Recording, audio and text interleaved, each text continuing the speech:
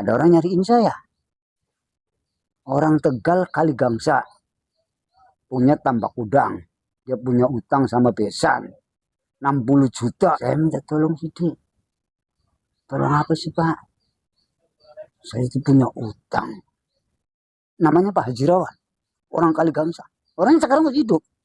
Bapak, tolong lah, tolong. Terpaksa sore Jumat dibawa ke Tegal di tempat tambak udang. Panjenengan dibawa diajak ke sana. Iya. Disuruh ngapain, Bapak? Saya ya ini suruh berdoa. Akhirnya saya minta sama Allah.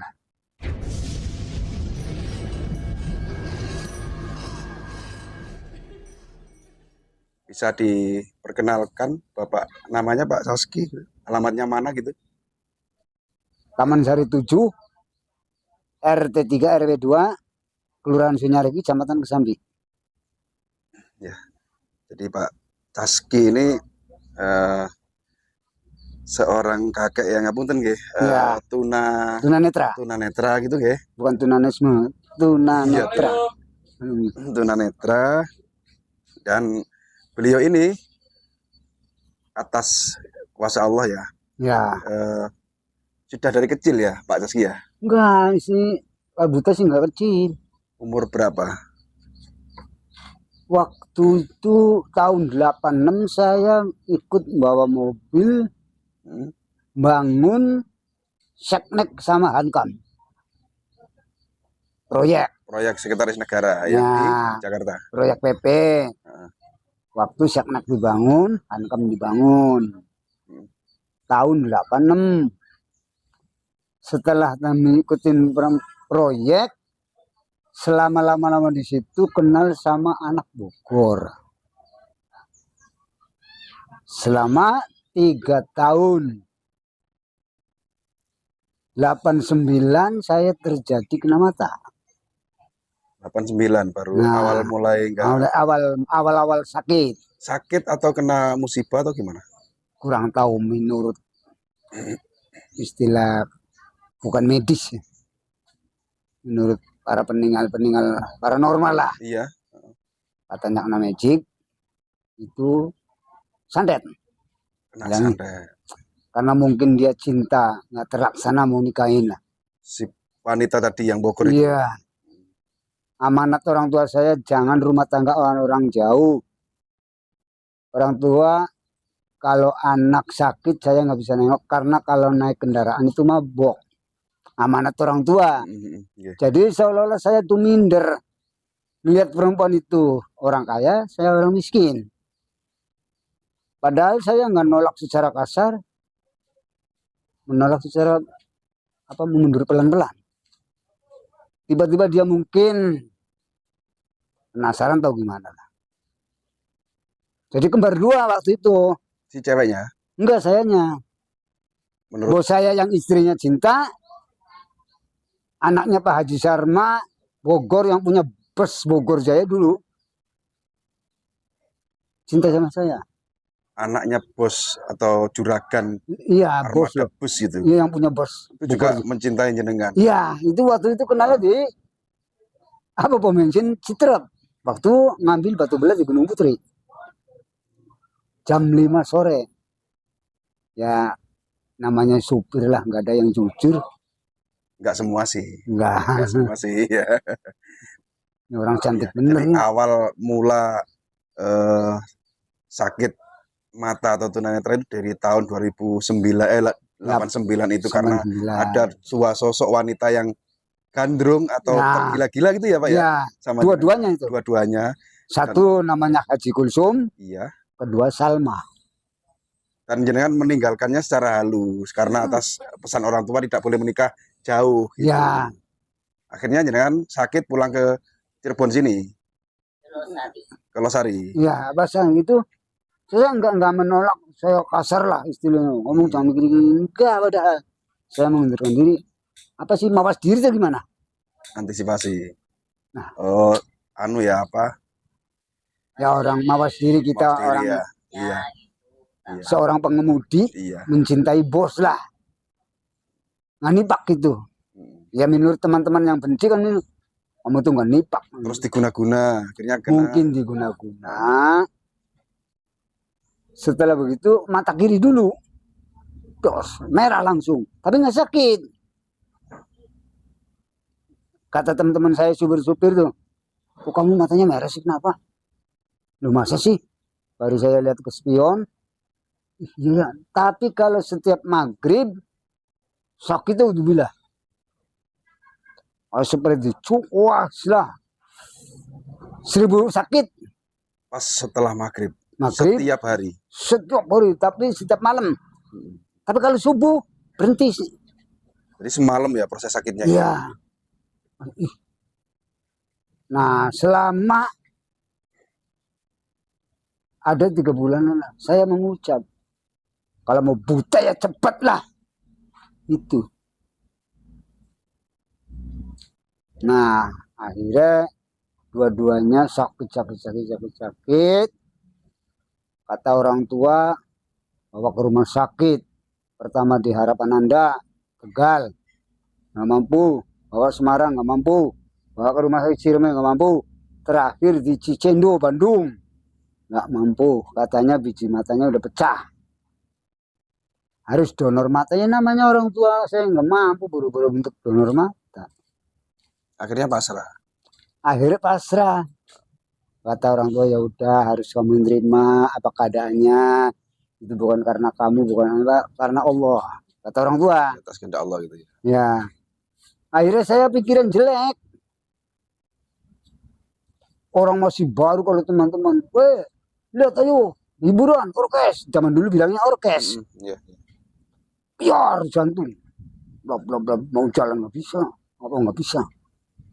Akhirnya setelah itu kayak putus asa. Setelah kayak putus asa, masuk kamar, pintu terpaku, perut. Dari dalam. Ya. Selama berapa hari? Selama 2,5 bulan. Mengurung diri di kamar. Ngurung di kamar. Tidak makan, tidak minum. Enggak makan, enggak minum, enggak rokok lah. Pasrahnya mati. Intinya masuk ke kamar itu mengurung diri itu niatnya ingin mati. Gitu. Ingin mati. Karena sudah putus asa. Putus asa. Tapi Tuhan tidak menghendaki. Tuhan mungkin malah sebaliknya. Ya. Setelah mengurung diri di kamar. Setelah mengurung diri di kamar, adik saya dari Jakarta pula. Menanyakan nama orang tua. Saya udah nggak telinga kedengaran, napas sudah nggak, ya, hampir tenggorokan lah udah. Kata adik saya, katanya ini, Pak sih gimana? Nggak tahu, kakak kamu sih mungkin sudah nekatnya bulat putus asa. Gimana di kamar? Akhirnya pintu jejak. Didobrak itu ya? Dobrak sama saudara. Saya udah nggak napasnya sudah terbaring. Lemas di ranjang. Oh, sudah nggak teringat apa-apa. Koma gitu ya? Ya mungkin seminggu lagi atau setengah bulan lagi lah. Akhirnya diangkat sama orang tua, taruh di dapuran pisang. Bodon kayak seperti api, ponos. Pisang aja, pohon pisang sampai kering semua, halum. Karena badannya kita. Daunnya itu ya? Ya, bukan pohonnya. Ditaruh di pohonnya. Selapnya di dapuran pisang. Akhirnya ada orang tua saya yang perempuan rutin, kasih tajin. Itu tuh seperti kayak apa zaman dulu anak kecil itu ya? Ya. Anak kecil zaman dulu kan minum tajin itu ya? Iya, minum terus. Dikasih itu setiap hari. Bisa ngomong. Ada suara tanpa rupa. Seperti apa itu Pak? Kayak orang ngomong aja. Di telinga. Jangan putus asa kalau ada orang datang ditolong. Orang itu juga jalan kaki dituntun. Ada orang datang ditolong, mau nolong apa? Yang ditolong apa? Saya juga makan. Diambilin, mau berak. Diantar dituntun. Mau jalannya dituntun. Kalau ada orang datang ditolong apa? Awal-awal itu tuh. Nah akhirnya tetangga itu punya penyakit bisul. Awal-awal itu. Waktu itu namanya Karsid SD kelas 1. Siang malam nangis. Saya seperti kayak ada orang dorong. Saya jalan rambetan di tembok. Itu kenapa sih? Aduh, kamu jangan sini-sini. Ntar kamu dijejak. Enggak, itu kenapa? Bisul. Saya gimana kalau mau pengen tahu? Tahu ya gimana kamu katanya? Kelihatan. Kata orang tuanya itu. Akhirnya terus asa kayak ada yang dorong aja saya. Disuruh mendekat ke orang itu yang Iya, sakit yang itu. sakit bisul. Hmm. Akhirnya terpaksa ibunya, kakaknya, bapaknya megang anak itu, kakinya, tangannya, badannya. Coba lihat, coba main megang si bisulnya. Belum baca bismillah, belum apa. Pas plek, hilang. Insyaallah. Si bisul itu. Hanya dipegang, belum apa-apa. Belum saya baca bismillah atau gimana. Saya juga heran aneh. Kata orang tuanya, ngapain sih? Nggak tahu. Semua heran gitu ya. Ya semuanya heran yang orang. Awalnya jangan diusir ya, nggak boleh mendekat. Diusir. Cuman saya kayak ada yang dorong. Awal-awalnya Ya, itu. setelah anaknya sembuh, respon mereka seperti Nah, apa? apa itu? Doanya apa? Nggak tahu. Belum berdoa soalnya ya. Saya bismillah juga belum. Terus kamu apa? Yang nggak tahu. Nah, awal-awal itu. Akhirnya saya sering nongkrong di depan, di pintu lah. Kan tempat saya rumahnya pangkalan ojek. Kata teman-teman ojek. Kayak malu. Lah, malu. Udah tenang, minum kopi apa segala, udah tenang. Lah, malu. Terpaksa sama teman-teman ojek itu dibawa ke warung. Di Jalan Pantura. Tapi Jalan Panturanya dekat warung-warung BTS. Akhirnya tukang ojek pada ngomong, minta tolong, Bapak saya sih minta tolong. Minta tolong nih. Tolong apa sih? Saya punya pacar begini. Awalnya itu. Nah, saya nggak bisa apa-apa. Dong, minta tolong sih, kasihan sama saya. Ya, kasihan sih kasih, tapi apa yang diucapkan saya minta tolong, nolong apa? Lah, orang dia maksa. Terus sini ambil aqua. Saya belakang warung. Udah baca bismillah aja. Dan ini sana minumin sama. Kata kamu udah punya pacar nih pacarnya. Namanya Pak Ilham, orang pegawai KUA, perempuannya namanya Sumiati, orang Kluwut. Terjadi mabuk sampai nyerah istrinya. Iya. Akhirnya sampai nikah. Itu awal-awalnya tuh. Kedua kali saya nongkrong di warung kopi, ada orang nyariin saya. Orang Tegal Kaligangsa. Punya tambak udang. Dia punya utang sama besan. 60 juta zaman dulu. Katanya mau nyaur besan, katanya bisa, karena besannya mau munggah haji. Ini mau sama saya. Dek, saya minta tolong sih, Dek. Tolong apa sih, Pak? Saya itu punya utang. Untuk andalannya itu udang. Besok mau ngunduh udang supaya selamat kemarin. Kurang tahu Pak ya. Namanya Pak Haji Rawan. Orang Kaligangsa. Orangnya sekarang masih hidup. Bapak, Dek, tolong. Duh, apa ya? Terpaksa sore Jumat dibawa ke Tegal di tempat tambak udang. Panjenengan diajak ke sana. Iya. Disuruh ngapain, Bapak? Saya ya ini suruh berdoa. Akhirnya saya minta sama Allah. hasilnya Saya kemampuan nggak bisa membawa bapak ya bismillah lah. Selalu saya baca di istilahnya surat-surat sebisanya gitu ya, sebisanya gitu ya. Zaman dulu kata orang tua saya, lah bacanya surat Yasin aja lah.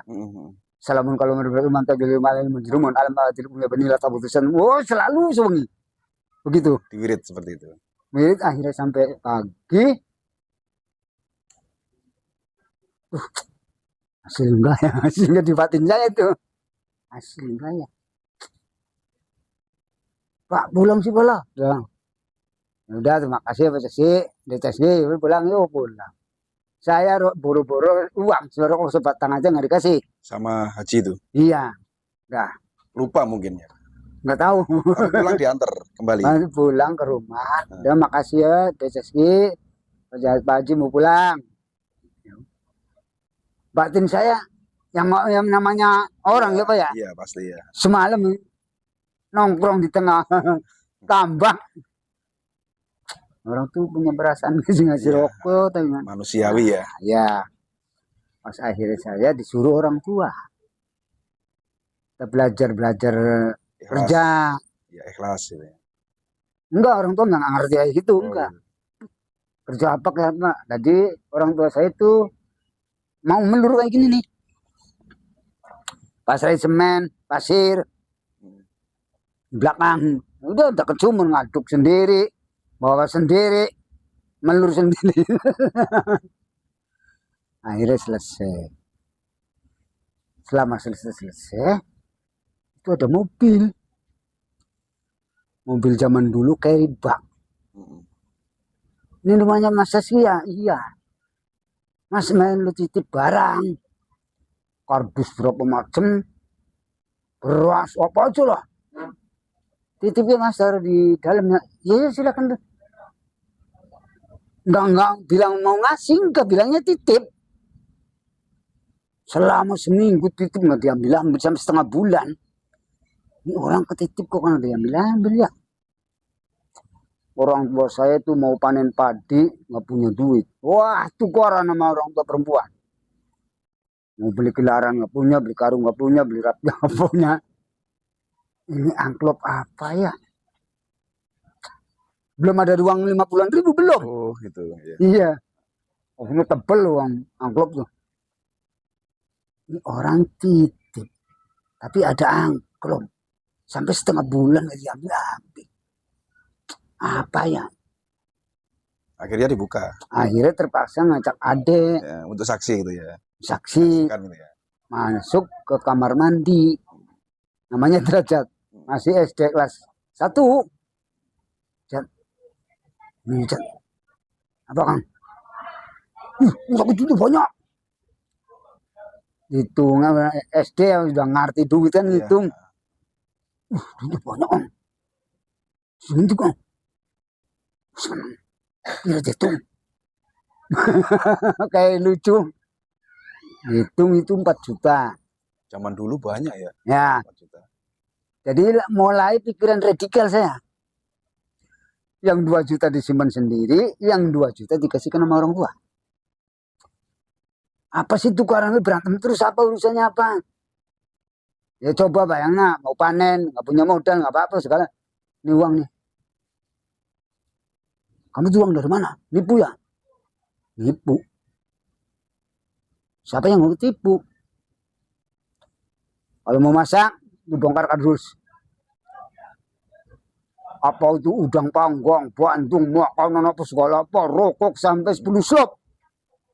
Padahal belum tahu kalau barang yang dititipkan itu dari siapa-siapa gitu. Iya. Nekat aja ya, bukan? Nekat lah. Pokoknya paling saya yang pasrahin. Karena sudah berminggu-minggu kan. Ya udah setengah bulan. Feeling panjenengan iya. Mungkin barang emang sengaja diberikan gitu ya. Iya mungkin. Akhirnya setelah sudah selesai orang tua pari panen apa segala panen, Pak Haji Rawan datang.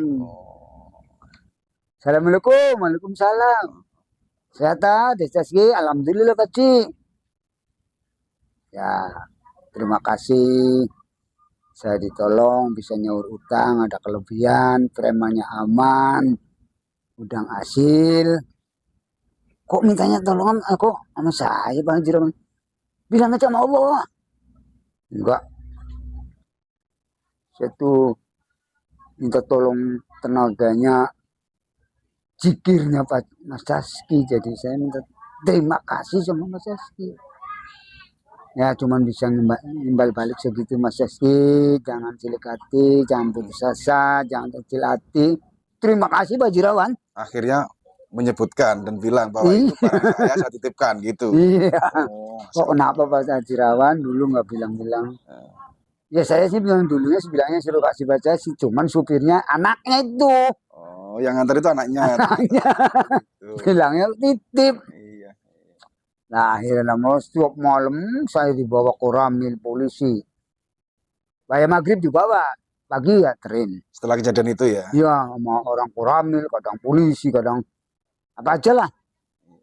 Nah, ketahuan orang tua saya itu ada orang datang perempuan 3.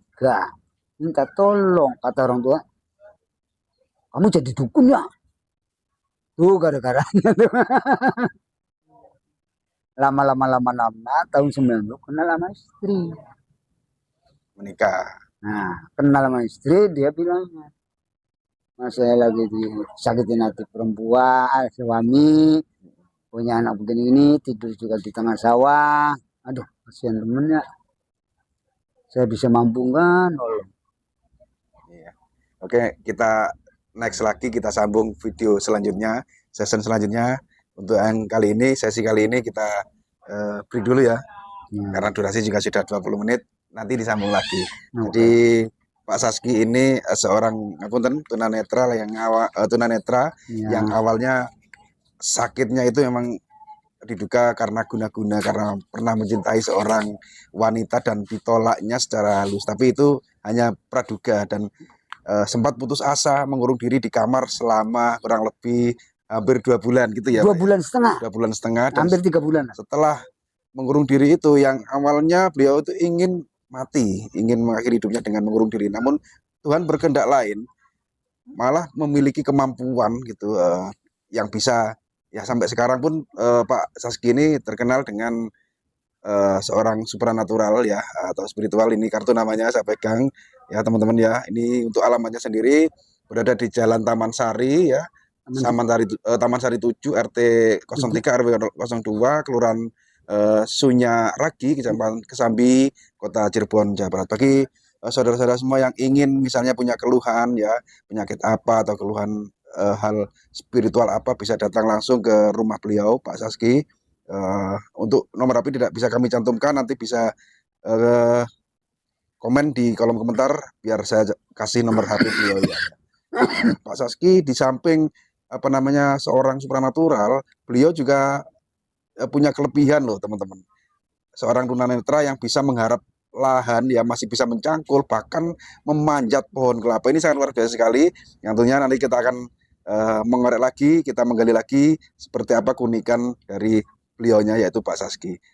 Tunggu di part berikutnya ya, di episode berikutnya kita akan break dan istirahat sebentar. Terima kasih teman-teman.